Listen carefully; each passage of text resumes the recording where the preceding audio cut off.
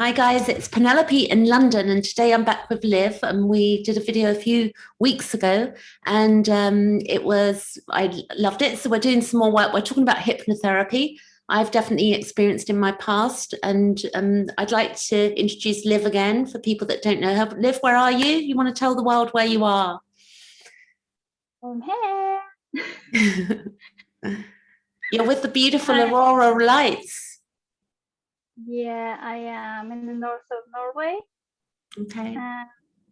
I live here with my two kids and a dog in our big house in nature. And I'm a certified RCT therapist, rapid transformational therapist. I think I missed you there a little bit. You might need to speak up just a little bit. So you're say that again, the rapid, that's okay. Just a touch, it's fine. It's okay, we can continue talking. I just thought, just in case people miss it there, what you were. I have my other headset because you're on Bluetooth now. Oh, okay, so that's fine. That's okay. Yep. So rapid transformational therapist. Okay. And I was interested in that because I remember years ago, I think, can I mention Marissa Peers?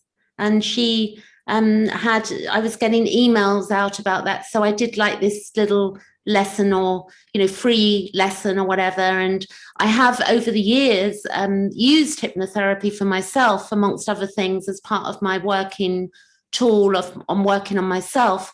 And over the years, I think 2014, I bought a package from a company. I'm just going to show briefly. So we're not going to spend much time on this, but if you can see this, this is Uncommon Knowledge, a company that does hypnotherapy MP3s. And I bought several from this company. So if anybody wants to look at that, you can. I'm going to stop share, but it's hypnosisdownloads.com. And what I found was that, I use them, and I would use them possibly generally for me in my habit was when I was going off to sleep. And a few weeks ago, I think last year in February, I was feeling a bit poorly, and I bought one for hypochondria. And the issue is with the body that the emotions, we know that when we are having emotional states that are unresolved or unconscious, the body will throw up lots of things for us to deal with. That's what I've seen happen with me, whether it be a UTI, not the great thing for, to mention, but a lot of people have like, urinary tract infections or simple things. But the more balanced the mind becomes, I found, and that we're not so stressed out, the body stops throwing up these things. But when something's unconscious in us that's not being dealt with, the body is clearly, trying to tell us something. That's what, not every case, but definitely I've seen that. So last February, I had this UTI that was really giving me hell, and I got the hypnosis downloads, and I had 3 grams of actually antibiotic powder given to me by the doctor, and then I had that, and then I got COVID, because I think possibly my immune system was wiped out a bit with good gut flora on the antibiotic. That's my assumption of knowing what antibiotics do, that they will wipe out the good gut flora, which makes you more sensitive then to viral infections and infections in general. So I bought this hypnosis CD and I forgot about it. But a couple of weeks ago, I started getting this anxiety again. And I had like a little earache, like a little pumping in my ear. And I thought, oh, I'll go and listen to that hypnosis CD, because I was getting too hypervigilant about my body. So what's your view on hypnosis, knowing that you've trained in it? And I am very aware that hypnosis is not the same on CD as it would be in a one-to-one session, Liv, so I'm aware of that. So do you want to tell me a bit about hypnosis from your perspective? And Marissa Peers, she sells recordings too, actually, with sort of the cure for different cases, like for quitting smoking. Okay. I'm curious about the recordings you have. What do they consist of? Well, Okay, so it would be, if I was going to describe it, it's there's an introduction with music. The music I don't particularly like.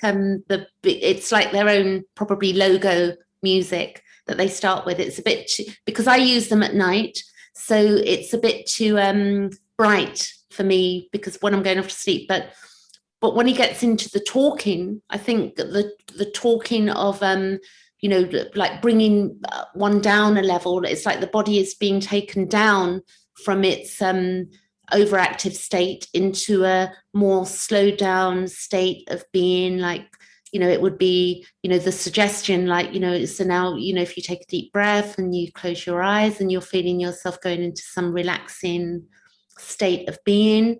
And then really, I think beyond that, you know, whatever's being said, because I'm going off to sleep, I'm not fully aware of what's being said. But what I have noticed in the last week, since I've been listening to it, all of a sudden, I'm not so hypervigilant anymore. I'm a bit more carefree about, you know, getting a little, you know, shooting pain somewhere and thinking, oh my God, what is that? So clearly it's valuable in society, and particularly with, you know, there's so many different areas it can cover. It's very useful for humanity to understand, you know, the uses of it, because generally I would say that we are walking around in a hypnotized, dazed state. And at the moment, with the things we're being fed, you know, with, you know, COVID, fear, you know, a lot of people are very hypervigilant and living in a lot of fear at the moment. So we need tools to sort of bring us into some, what would be the word? I can't recall the word right now, but where you come into some sort of balance in your being, because the more we're freaked out in our being, then it's hitting the cortisol levels in our immune system. You know, and then we've got more chances of being unwell. So fear is an awful one for you know, for the body. Fear, being in fear.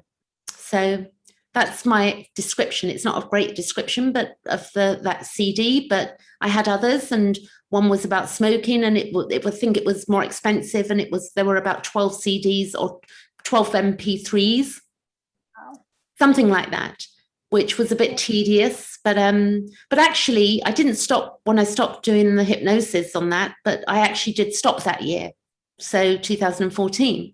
So, and I haven't since. So who knows? It probably worked. We don't know. Well, I said I'm an RTT therapist. Yes. I'm a art practitioner. I just had to say that. Okay, you are a practitioner of RTT therapy. Yeah, that's right. And second, the state you are talking about is the same state you are going to when you are going to sleep, when you are in REM sleep.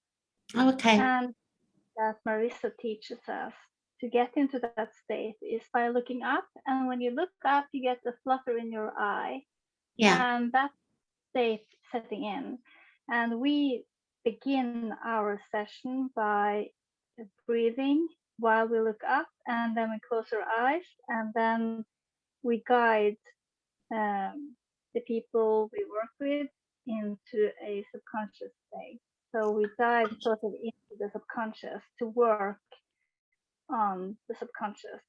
Okay. And so the difference with Marissa's method and the recording you spoke about is that Marissa is really concerned with going into the root cause. Okay. She wants to take the root so that you won't experience the same thing again in a different wrapping. Yeah. But you will take it by the root. So you will go back to most likely your childhood when, for example, you could ask when was the first time your hypochondria occurred and why it occurred. Okay. Like for example, a person who is overweight, they want to lose weight, and via regression we may discover that they put on weight to be less attractive because they have experienced some abuse in their childhood. Okay. Yes, I've heard this happening with people that can, that definitely, and also addiction and disassociation to remove oneself from reality, or a specific reality that feels painful that's being played in the mind. Mm. So with Marissa's method, you first have a questionnaire that you fill out about your health and information, and then you have a little chat with the therapist or the practitioner. Okay. And they take you into the subconscious, and then they regress you to 3 or 4 situations which you relate to the problem you have and you want to solve. How do you know the 3 or 4? Would that be that you've disclosed those to you? Would it be that I've disclosed that to you? Or so, for instance, if it was me, what would you? So you would ask me to fill out a questionnaire. You would. So if I was thinking hypochondria, I do remember that I was always being dragged to the doctor's surgery as a child, not because of me, because of family members or whatever. I was the oldest of 5, so there was a lot of time spent in doctor's surgeries, which I didn't enjoy very much. At all, and also a lot of complaining of the ill health, not my ill health, but watching people complaining about ill health. So there would have been a lot of maybe that my hypervigilance, and also coming from abuse as a child, that I think that at a very early age I was very hypervigilant, to the idea, am I safe? Am I safe? So whilst I might think it's the body, I think it could be in part the psyche of having to watch my own back and nobody watching my back for me. So in a way, clinging on to that, am I safe, could be a form of my own way of trying to disassociate as an adult from painful events that I don't want to feel in the now. As an example, I'm just thinking through how that would work, but that's, how trauma plays out in an adult's life. It's quite fascinating because it's all very much unconscious. Yeah, and it is quite fascinating when you regress, because then you are taking yourself back to review some situations in your childhood which are related to the hypochondria, and then you will look at those 3 or 4 cases or situations, and then you will see how they relate to the hypochondria. Sorry? Then you will see how they are connected. Okay. Yeah. And what I find as well, that, do you normally do the filling in of the what's it called? An entry form into somebody visiting you, that, or doing the session with them, that you have that for a few days before, normally, not that it has to be that way. Somebody might want a session right away. But I think for me, being asked those questions now, which I've never really thought about before, like you said, you would ask me to go back and think of, was it 3 or 4? Yeah, but we do this in hypnosis, so you don't have to think about anything. It is in your subconscious. Okay. Just wait a minute, I'll change. Okay, we're still here. See any better. That's really good. It's fine. It's okay. Is it okay? Yeah, that's really good. The sound is better as well, which is great. Yes, it is better for me too. Yeah. But it's all recorded in your subconscious, and that's the fantastic thing with hypnosis, because then we can go to sort of go beneath your thoughts and avoid the thinking mind, and to dive into the root cause. Because the unconscious, definitely, I know that Jung, which is fascinating, and I will bring this up, I'll find it briefly, because I think it's quite beautiful. I think it's really, following through on spirituality, and then I moved on to Jung, which is more to do with the psychoanalysis, and the mind has been very fruitful to me, and the dream states have been, the dreams are very telling, how we work in our dream state, how things, I had very serious dreams the last few weeks that have been very fruitful to me, where I've been digesting stuff and cleaning up my own mind. So a lot of people believe, because I think this fits in with hypnotherapy to me, not exactly, but a lot of people believe that Carl Gustav Jung said it this way, it's a meme. Until you make the unconscious conscious, it will direct your life and you will call it fate. Now, in the book he wrote, which is called Ion, which is one of his books, that's volume 9 of his works. He did many, many volumes of work. He basically this is how he wrote it, and people have broken it down into a meme. But what he actually said was, the psychological rule says that when an inner situation is not made conscious, it happens outside as fate. So the inner situation will keep then us, it's not that we're attracting something, it's just that things will keep presenting themselves to us until we make something conscious. And then when we've made something conscious, we are then released from it in part. So in a way, wouldn't hypnotherapy be a way of going in subliminally, however, and making something conscious that is unconscious, even though we're not fully aware of it? Yes, and that's the point, to become aware of it. Yes. And then the process is also because you will get a recording after a session, and that's to sort of rewrite the program in the subconscious. So you record the session? You can record a session, but that's not part of the recording you will listen to for at least 3 weeks. Oh, okay. Because for 3 weeks, you will listen to a recording that is reprogramming your subconscious. Okay. And maybe around 10 minutes, and you listen to it every day. And it's with powerful words. It's with words like lovable, trusting, capable, and it's a recording special to you, and with words that resonates to you, and also with goals that you want to obtain. Okay. When I had a recording made last year, when I had this very great session with trust, my recording involved things like, you trust yourself as a mother, you take the right decisions for you, and even when they go against what other people think, you trust that your intuition is the right one, and that I take the right decisions with kids' school and activities and things like that. Okay. So you had one made for you, but when you have that 10-minute or the words, is that also hypnosis in that?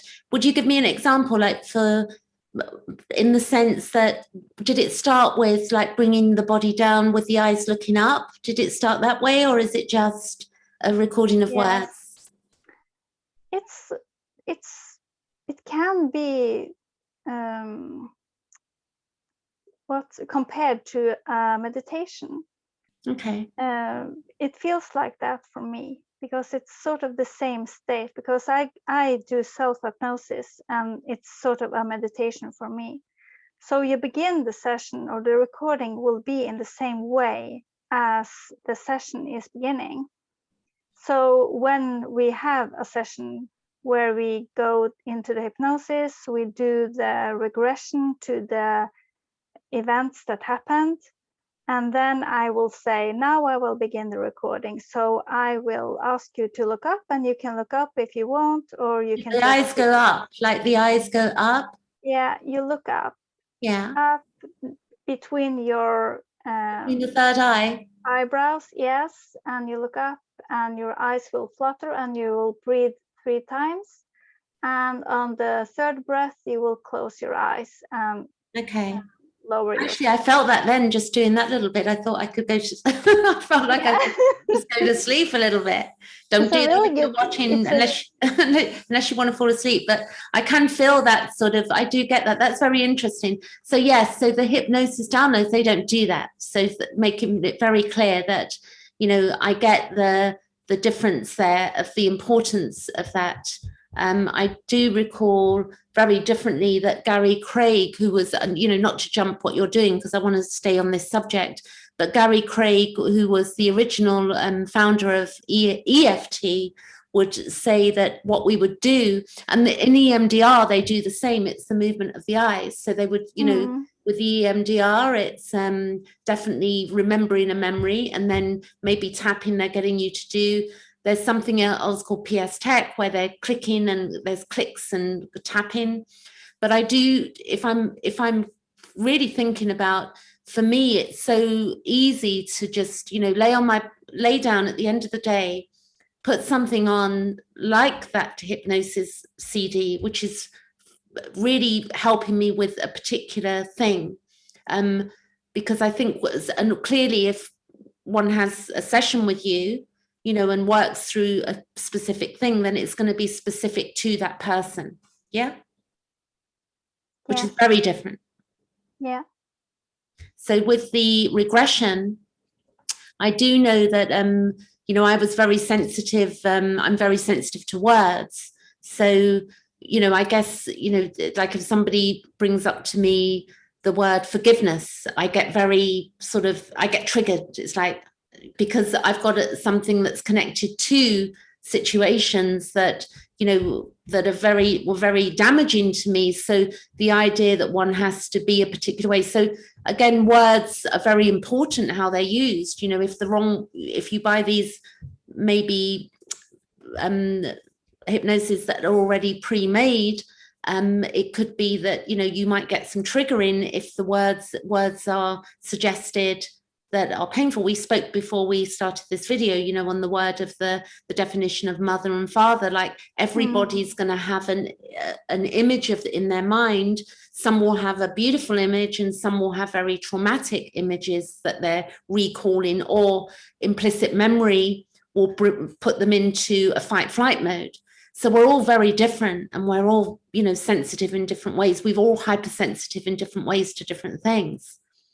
And and that's why it's so great when it's tailor-made for you, because then you can say that I have the sensitivity. Yeah, just like a person who has had an experience of drowning, they don't want to imagine that they go down, down, down into the subconscious. Yeah, that could be very, exactly. That could be very, you know, very tricky. So then they could be used another term. So if I was going with, you know, and also saying hypochondria can sound like, you know, it's like a moment of like, you know, and particularly right now with what's going on, as we said, with, you know, the fear out there that, you know, you come back, you get a tickly cough, you think, oh my God, have I got COVID? Because we've been so, you know, put into the fact that you know, that it could take our lives, that we could, you know, so we got this huge fear sort of looming over us of what something means and the unknown, something that's not seen, which can be very scary. So yeah, but I wonder if it's there's most likely there's something else that's the root cause of the hypochondria, and it's another fear than you think it is. Would it be the fear of death then, or, you know, as an example, the fear of that I'm not able to, that, you know, as I come into closure in my own in my life on particular subjects from my past, that I'm afraid that I'm not going to get the time that I want now to do the things I love, like, you know, whether I'm going to be jinxed or something. So there's part of that as well, interestingly enough. So it's not so maybe fear of lack of control. Yeah, and yes, and that as well.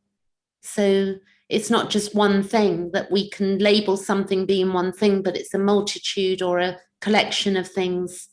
So it's interesting. So then I could, how would I do that? I would book a session with you. I would fill out some forms. you would look at them, and then you would bring me into a state of where I would look up, and you would get me into a state of the REM. What is REM? What does it actually mean? Do you know the actual term for that? What is REM? It's rapid eye movement, but it's the brain. What is it? Gamma? Alpha, delta. Yeah, it's one of them. No, I know what you mean. Theta, delta. Yeah. There's the different brain states. Because Joe Dispenza speaks about this too, and I have to write down the name of the state, but it's the state where we can do the reprogramming. Well, interesting. And then, yeah, so it's a state of so I actually there are theta waves, and there are different types of waves. So I can't remember them all either, but I think that I definitely got some sounds that I bought on my iPhone, which are the waves of 4 hertz, different hertz of, and I know that, people use hertz, 528, which is the, different tones for healing as well. That can, that's an option. But I think, again, that's going off the subject of what hypnotherapy is, because hypnotherapy is something specific. And how old is hypnotherapy? Do you know the history of it by any chance? How old? I don't know, but I'm sure it's very old. Yeah. And it's connected with suggestibility, because a part of the session is to show yourself that you are suggestible, just to show yourself how much the words you are telling yourself in the subconscious actually creates your reality. Yes. Because we've got the inner critic, and often, I mean, with Pete Walker and his work on the complex PTSD response, which is not a disorder, it's a response to events that are implicit memory or trauma related memory that we remember. And I think that to be able to understand the fight, flight, freeze, fawn of those responses, again, are where we get triggered, and we will, or the fear of abandonment. I've just figured out after, being on planet Earth for 54 years, I've just figured out from obtaining some records through my childhood, I've needed to obtain some records, and obtaining these records, getting the age I was when I went through abandonment. And then I can understand as an adult that in intimacy, why I sort of get, I get triggered into types of behavior from abandonment, which is, a lot of people, or codependency, or our attachment styles. So again, can things like that be worked on with hypnotherapy? Yes, of course, they can. And some people, they sell the magic pill, or that you only need one session. Yeah. And I don't buy into that. There may be one session for each layer. Yeah. But my experience is that there are many layers, yes, and many sessions, not many, but a couple of sessions for each sort of topic will be needed. And if you look back, it will be a good investment. Of course, when I are rewriting your life. Absolutely, because we're wired in a way that from childhood we have that early period where we have and I've done a lot of my own research or reading in this. I'm not a qualified analyst or psychotherapist, but I understand through my own healing that the certain roots of understanding that the first couple of years of life are very we're healthily narcissistic, that it's all about us. We come out of the womb, it's all about me. Baby comes out crying and it's me. And then we need boundaries, but we need a certain amount of love and care. And if we've been through abuses and we've been told, that we're nothing and when we're worth nothing, or we're shown that by, not having the mother or the father, interact with a baby, with us as babies, or over-adulation of a child. There's so many issues that we can come up with that affect us in our adult lives. and can waste so many years trying to figure something out. So would you say that hypnotherapy can save us a lot of time in, long term? It's not just money. I know when I stopped smoking using hypnotherapy that I definitely, the amount of money I've probably, I haven't even worked it out, but so many years of not smoking, I would never want to do it again. I think also stopping drinking, which is interesting. I didn't realize what I was doing, whether it was self-hypnosis at the time, but I saw myself, what would I look like without alcohol? What would I see myself? And at the time, it was 2011, and I'd come across a book by actually Dr. David Hawkins. I do like his work, but I'm not into the spiritual, the guru type spiritual thing, but his work as a bulk of work, very good knowledge on, on certain subjects, like brilliant. And also he touches in with the work of Jung, which is making the unconscious conscious. A lot of people have brought Jung's work into their own work, which we're all doing. Many people do that. This is just the way life is. Many people bring the work of Plato into their work, or other people pre to us. That's what we do as human beings, collecting knowledge and resharing it in our own way. And I think that the book that I read was Healing and Recovery. It was the first book. I love that book. I love that book, and I don't have it anymore. I've passed on my Hawkins books because I did my work. But what I would say that he mentioned in that book about you want to turn it into something so unpleasant without regard to alcohol that you don't feel the need to go there anymore. And actually, I did in my mind turn it into something so unpleasant that I couldn't do that anymore. I couldn't do that action. So whether that's a form of hypnosis or, self-hypnosis, I didn't do any physical thing, but that stayed with me, this memory of what I did. So if I think of a bottle of wine now, or I think of a glass of wine, this thing comes up of this memory that I've got, which is really unpleasant, which is good for me. It's a good unpleasant memory, if that can make any sense possible to anyone out there. Yeah, because it stopped me doing something that was really damaging. And the reason I was using alcohol was to dampen down my fight, flight, freeze, fawn, and feel this sense of freedom from my trauma in my psyche looping and causing me pain. So whatever works, right? It worked. So it is whatever works. And this is one tool. Sometimes it is. Yeah. I use astrology. I use other things. I use many different things to, bring my mind to, more consciousness, to, the way, whatever route we go, there's no one thing. But yeah, that's right. And that's also why I take bits and pieces from several things.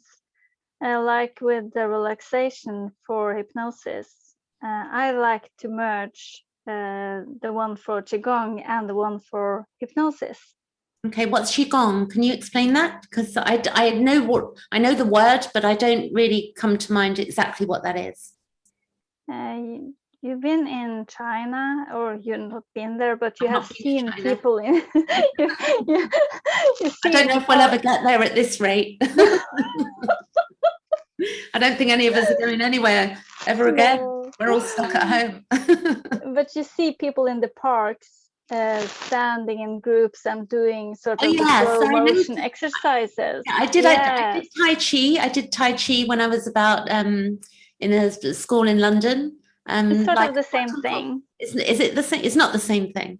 Not the same thing, but sort of the same. Okay, thing. So that's it. So I did I don't even remember what Tai Chi was, but I just remember that you were making movements. So do you want to tell me the difference, or is there? I don't know the difference actually. Okay. But the first. I'll have to Google it afterwards.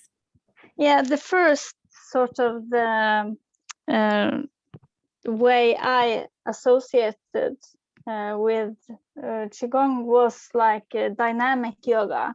That was my first association. But after that, I have learned a lot more, because it's about moving energy and being conscious about how we are sort of putting information into energy and how we can manipulate it or be aware of the way we use energy.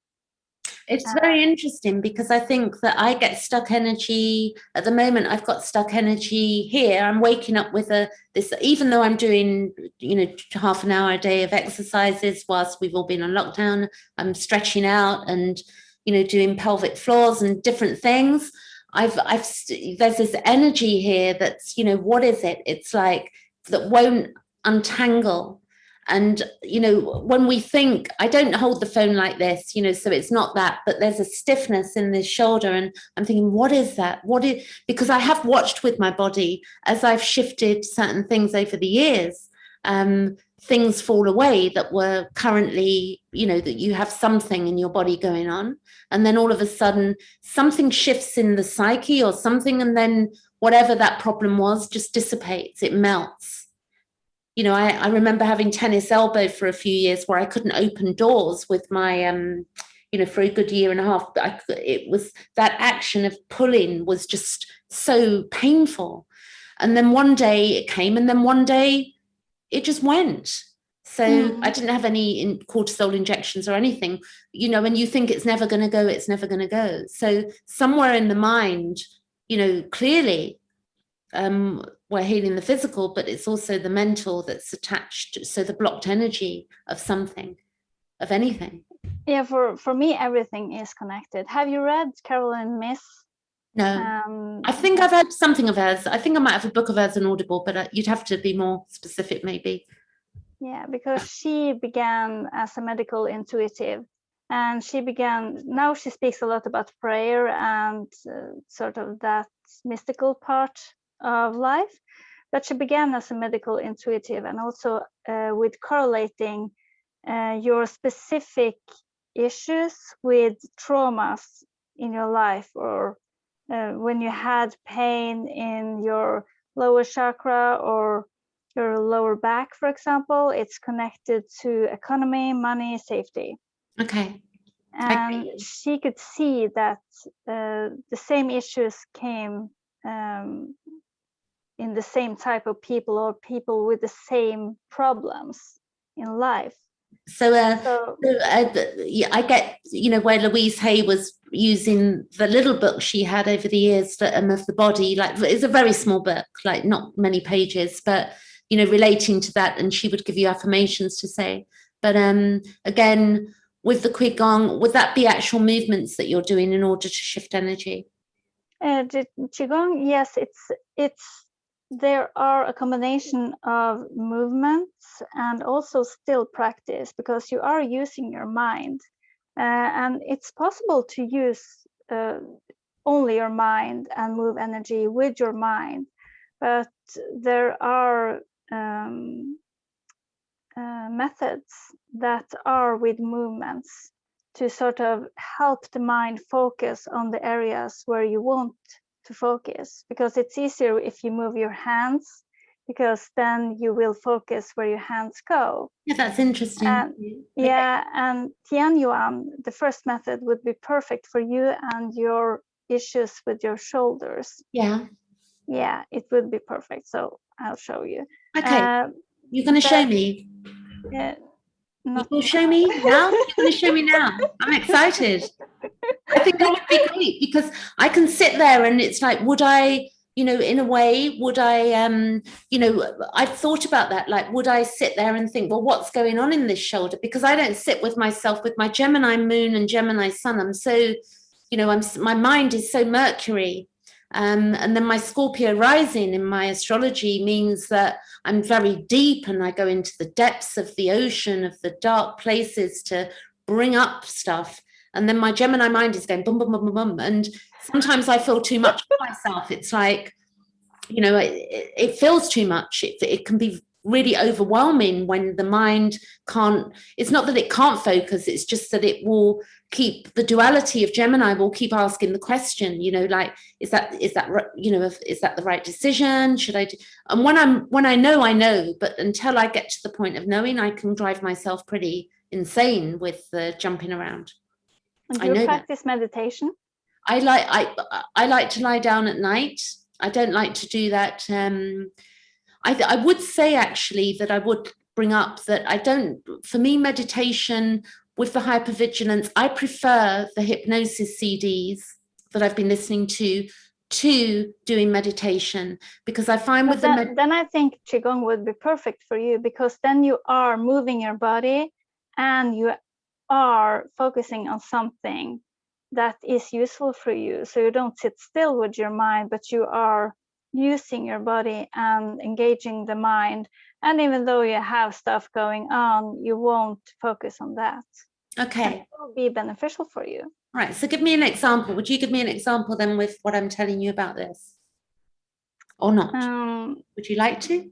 I don't have space here. Well, you don't have to, if you would just, maybe if we just did a little with the hands, like if I was going to, you don't have to get up and start, because it will be maybe, you know, too much for both of us right now. We could do that another time. But as an example, if I was, you know, maybe just a minute what you would do with the hands or something.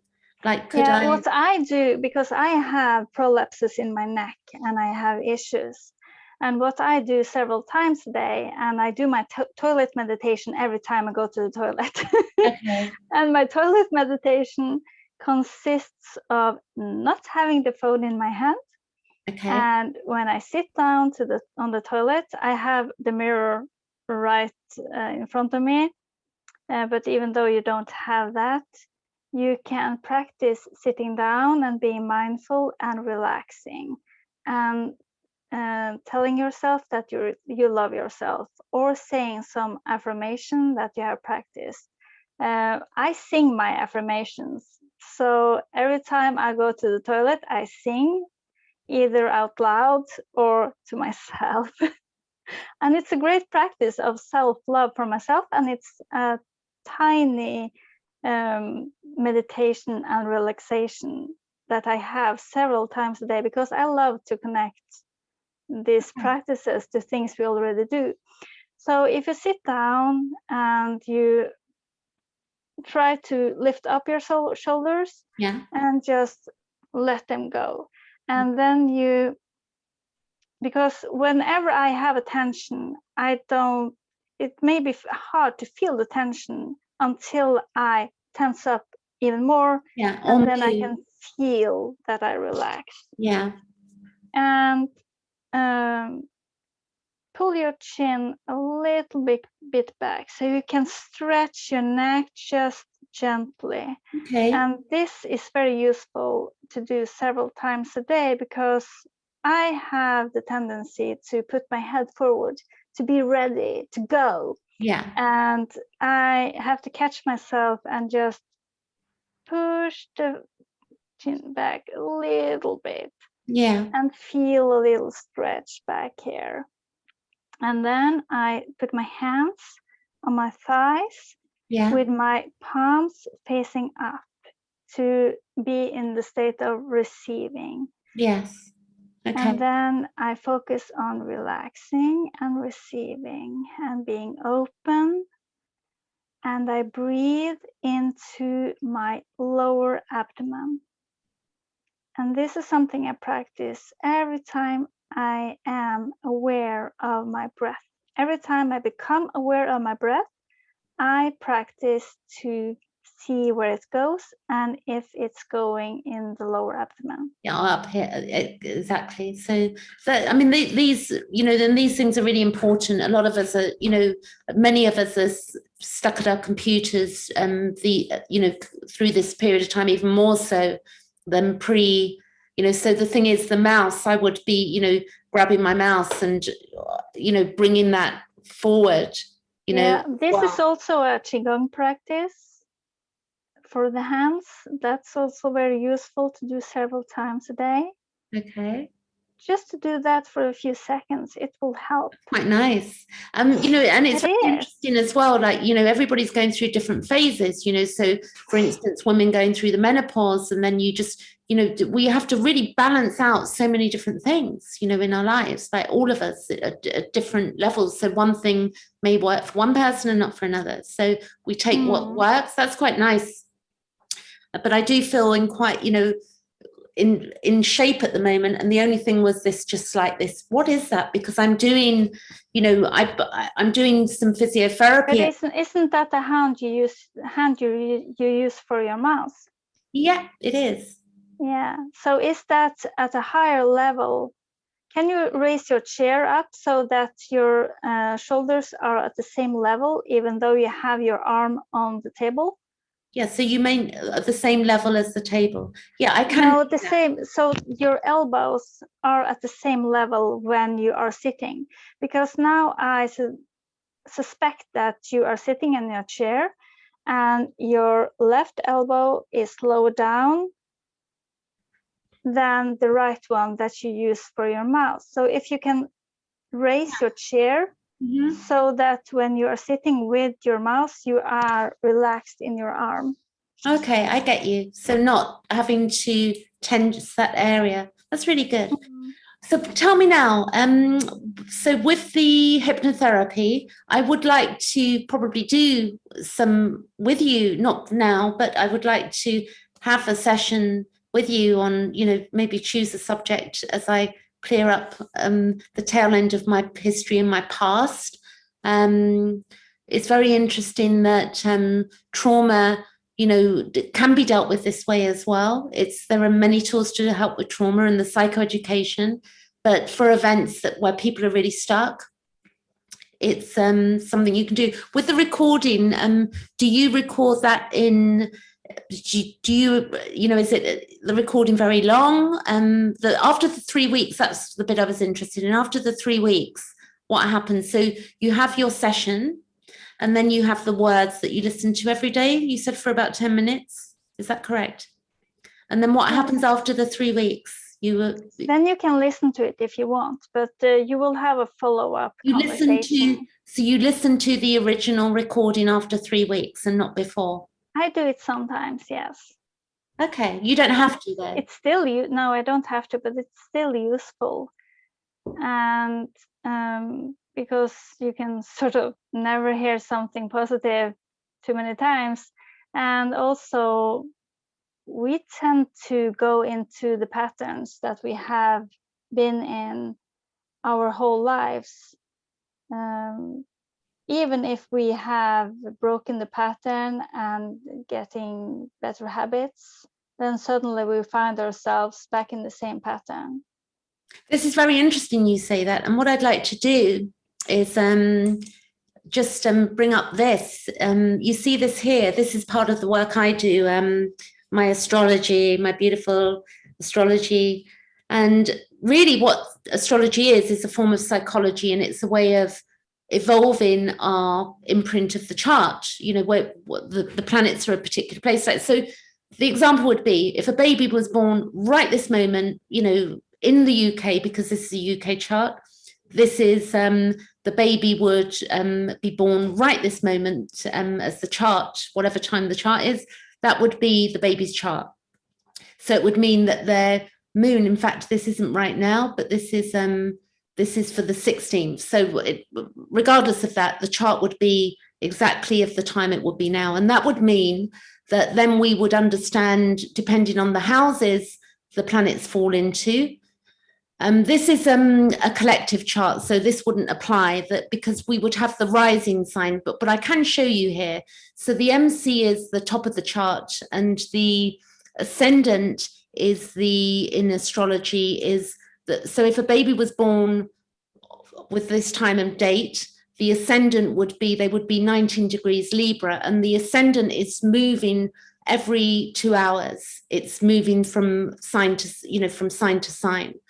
And also the moon moves very quickly through a chart. So if I take this chart back, because this chart is actually the 16th of April 2021 at 6:09 p.m. in the UK, which it isn't yet. We're at the 15th of April the 15th at 21:49.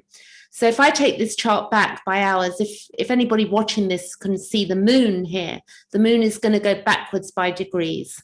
So the moon is here, 17 degrees Gemini. And if we go backwards and we come back to the 15th, it's moving quickly. You can see the moon is moving at high speed there. we're moving by, I'm going back by years. We don't want to do that. I'm going back to 2007. We'll go back to 2021, which is today. I was going back by years. I thought, what was going on? And we go to the minutes, here, hours. We take that bucket of dirt, drop it into the thingamabob. No, not like. And we've got here, hours. We're coming back to 1809. Oh, this is months again. Right, so I'm playing with this chart, but if we go back, but what I'm trying to say is that what ultimately we basically got this tool that's really can help us evolve our own understanding of ourselves. Have you ever looked at your astrology chart, Liv? Yes, I have, and I'm learning now. I am Taurus Sun, Leo Moon, Okay. and Leo Ascending, I think it was. Oh my. Do you have Gemini on the north. do you know your degree of your moon in Leo? Do you know the degree it's at yet, or have you not paid attention to that? I haven't looked at that. I have it on my phone, but I haven't looked at that yet. That's okay. So, I mean, I'm quite happy to look at your chart with you because, you know, I can speed you up in evolving, understanding it really quickly. You know, like I generally, if I spend an hour or an hour and a half with somebody and show them their chart, they can learn so much in such a short space of time, because what I'm doing is condensing the time that I've spent from 2015 or pre that into, you know, really, and because it's recorded, it means that people are able to play it back and take notes. And people have got different reasons for looking at their chart. You know, we can look at the meaning of planets. Pluto is the soul. Saturn is to do with restriction, and it's our teacher. Jupiter is to do with overseas travel, and it's to do with law. And I'm keeping it short here. They mean a lot more than that. But Neptune is to do with beyond this realm. Venus is to do with our inner needs.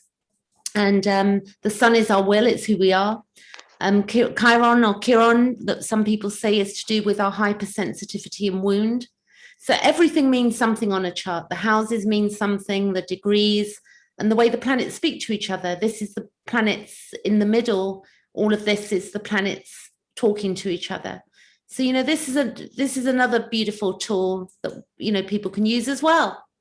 So is there anything, I think we'll end for today, but is there anything else you want to share with me before we go?